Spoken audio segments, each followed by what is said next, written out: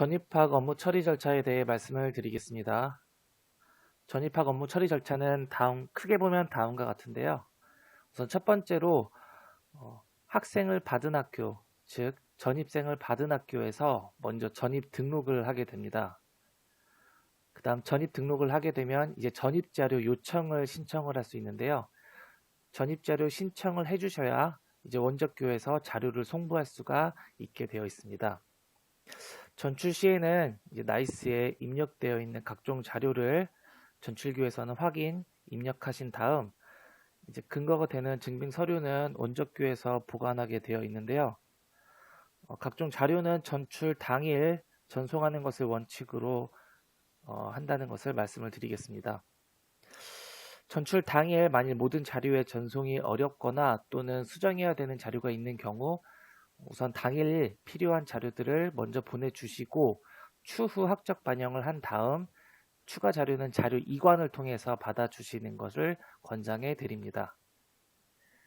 자료가 잘 도착을 한 것을 확인하면 네 번째로 전입교와 전출교에서는 각각 학적 반영을 하셔서 전입 온 학생의 학적과 전출관 학생의 학적을 현행화해 주시면 되겠습니다. 그럼 나이스 상에서 실제로 어떻게 이루어지는지 한번 예시를 보도록 하겠습니다. 그럼 나이스에서 실제로 어떻게 전출입 업무가 진행이 되는지 화면을 보면서 한번 알아보도록 하겠습니다. 교육용 서버 2개를 화면에 올려놨는데요. 왼쪽에 있는 화면은 전입교, 오른쪽에 있는 화면은 원적교, 학생이 전출간 학교로 이렇게 생각하시면 되겠습니다. 아까 순서에 따라서 설명을 드려보도록 하겠습니다. 그래서 첫 번째 순서로 학생이 전학을 간 학교, 전입교에서 전입 등록을 하고 그 다음 자료 요청을 해야 됩니다. 학적 메뉴에서 전입관리, 그 다음 전입학, 편입학, 재취학 메뉴에서 등록 자료 요청으로 들어가 주십니다. 거기에서 등록 메뉴 버튼을 클릭을 하시고요. 등록 메뉴 버튼을 클릭을 하게 되면 다음과 같이 학교와 학생 정보를 찾을 수 있는 메뉴가 등장을 합니다. 변동 구분은 전입학이니까 전입학으로 선택을 해주시고요. 학교 찾기 버튼을 누르셔서 전입 온 학생의 시도교육청을 먼저 선택을 해주시고요. 그 다음 학교명을 입력을 해주시면 되겠습니다. 지금은 교육용 서버라서 학교명이 조금 다르다는 점 이해해 주시고요. 전입 온 학생의 원적교 학교명을 선택을 하시면은 다음과 같이 기본적인 학교명 정보가 등장을 하게 됩니다.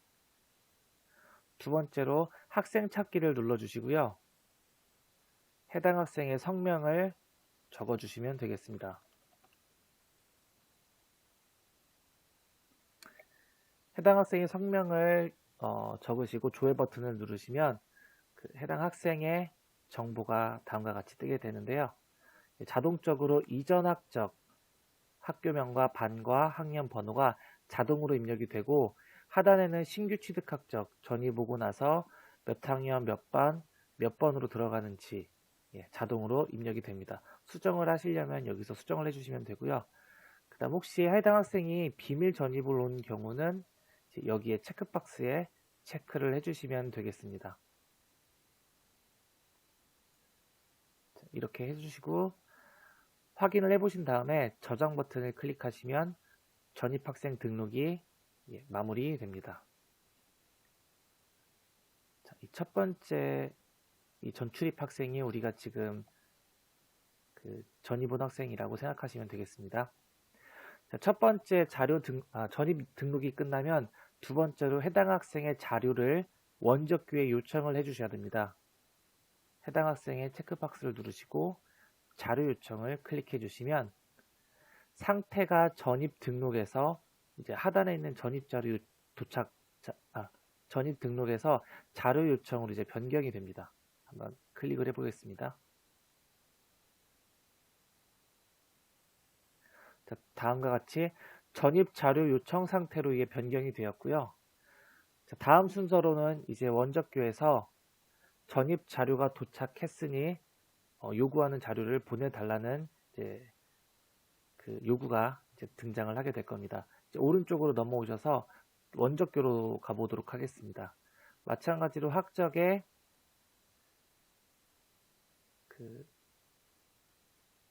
전출 관리, 그다음 전출로 들어가 주시고요. 화면을 조금 크게 해보겠습니다. 조회 버튼을 누르시면 다음과 같이 아까 전출입 학생의 그 자료 요구가 도착을 해 있는 것을 확인하실 수가 있습니다. 해당 학생의 이름을 클릭을 하시면 다음과 같이 보낼 수 있는 자료 목록이 쭉 뜨게 되는데요. 보내고자 하는 자료의 체크박스를 체크하신 다음 전출 자료 보내기를 클릭하셔서 기본적인 자료를 모두 보내주실 수가 있습니다. 전출 자료 보내기를 해보시고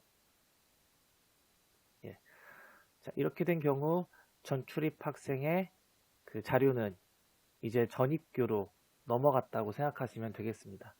해당 메뉴에서는 그 현재 이 학생, 전출입 학생의 우리 학교 상태와 그 다음에 자료 전송 상태, 그 다음 전입교의 학적 반영 여부를 확인하실 수가 있습니다. 자, 원적교에서 자료를 보냈으니 이제 전입교에서 자료를 받을 차례죠. 자, 전입교로 넘어와 보겠습니다. 자, 전입교는 다시 조회를 하면은 이제 상태가 전입자료 도착으로 바뀌게 될 겁니다. 자료 도착으로 바뀌어 있고요. 해당 학생의 전입자료 도착한 걸 확인하기 위해서는 상단의 메뉴를 학적 반영으로 옮겨주시고 학적 미반영 상태에서 조회를 클릭하시면 해당 학생의 이름이 뜨게 됩니다. 이 학생의 이름을 클릭하게 되면 다음과 같이 아까 보낸 자료들이 도착했음을 확인하실 수가 있고요.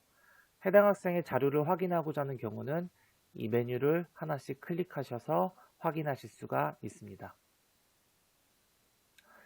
자료 도착이 확인이 됐으면 검토를 해보시고 학적 반영을 하셔야 되는데요. 학적 반영을 할 때는 먼저 기한문 상신을 한 다음 학적 반영을 해주셔야 됩니다.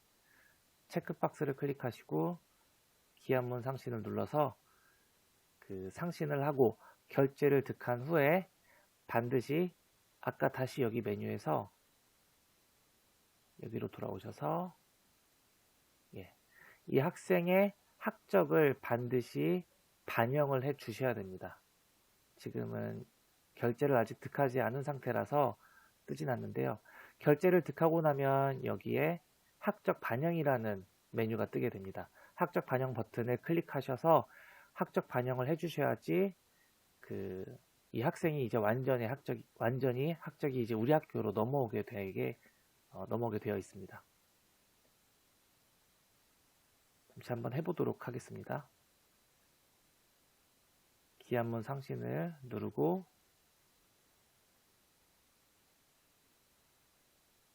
해당 학생의 체크박스를 클릭한 다음 상신을 해주시고요.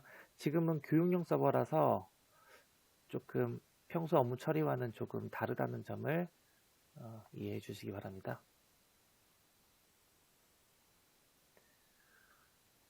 자, 여러분들께서 결제를 올리신 다음 결제를 득하고 그 이후에 다시 전입관리에 전입학, 편입학, 재취학 메뉴로 오셔서 학적 반영에서 학적 미반영으로 조회를 하게 되면 우리가 아까 받았던 전출입 학생의 결제 상황이 완결로 바뀌어 있는 것을 확인하실 수가 있습니다. 자, 이제 학적 반영을 해주셔야지 이 학생이 온전히 우리 학교 이제 학적으로 넘어오게 되겠죠. 학생의 이름을 클릭한 다음 상단의 학적 반영 버튼을 누르시면 이 학생의 정보가 우리 학교로 완전히 넘어오게 됩니다. 학적 반영을 클릭하셔서 학적 반영을 완료하시고 학적 반영에서 조회를 하시면 이렇게 이 전출입 학생이 완전히 우리 학교 학적으로 넘어온 것을 확인하실 수가 있습니다. 자, 전입교에서는 이렇게 하면 업무는 마무리되고요. 확인차 기본학적 관리에서 한번 확인을 해보겠습니다. 4학년 일반 3번이고요. 해당 학생이 이제 전입교로 완전히 학적이 넘어온 것을 확인하실 수가 있습니다. 자, 전입교에서 업무는 여기까지고요. 자, 전출교에서도 마찬가지로 해당 학생의 정보를 전출입 학생이 이제 우리 학교에서 빠져나갔으니까 우리 학교 학적에서 이제 빼줘야 되겠죠. 마찬가지로 해당 학생의 학적 반영으로 넘어가셔서 조회를 해주시면 이 전출입 학생이 현재 우리 학교에는 아직 남아있는 것을 확인하실 수가 있습니다. 확인을 해볼게요. 기본학적관리 4학년 일반 아직 전출교에 그 학적이 남아있는 것을 확인하실 수가 있죠. 이 학생을 이제 우리 학교 학적에서 빼주셔야지 전출교의 업무는 완전히 원적교 업무는 이제 완전히 끝나게 되겠죠. 자, 전출관리로 다시 돌아가셔서 학적 반영, 학적 미반영 상태로 조회해 주신 다음 이 전출입 학생의 체크박스를 클릭하신 다음 마찬가지로 기한문 상신,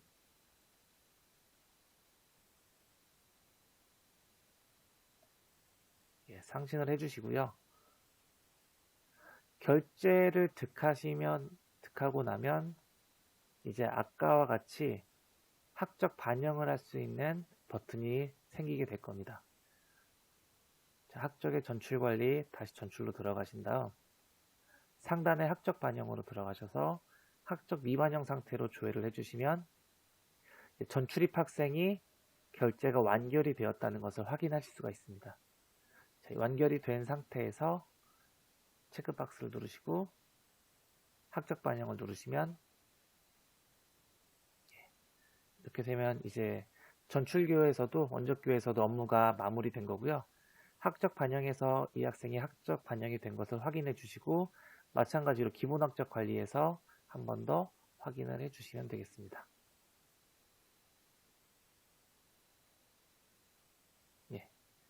이런 식으로 확인을 해주셔서 확실히 그 학적이 이제 빠져나갔음을 확인해 주시면 그 업무는 마무리되게 되고요. 당일날 받은 자료 이외에 추가로 송부할 자료가 있거나 또는 오류 자료가 있어서 나중에 수정해야 될 경우는 전출교에서 원적교에서 자료 요청 접수 및 송부 메뉴에서 이 학생의 정보가 아직 남아 있거든요. 이 학생의 그 메뉴를 클릭하셔서 수정하신 다음 수정한 내용을 전출 자료 보내기를 누르셔서 다시 자료를 보내주시면 됩니다. 자료를 보내주고 나면 전입교에서는 이 자료를 자료 이관을 통해서 새로운 자료를 업데이트할 수 있는데요. 자, 자료 이관하는 경우는 이 학생은 이미 학적 반영이 됐기 때문에 등록 자료 요청 메뉴에는 이 학생이 나타나더라도 뭐 어떻게 할 수 있는 방법이 없거든요. 잠시만요. 자, 자료 이관을 할 경우는 전입교에서 학적 반영에서 학적 반영으로 조회를 해주시고 학생의 성명을 클릭한 다음 자료 이관 버튼을 눌러서 그 새로운 자료를 받아주시면 됩니다.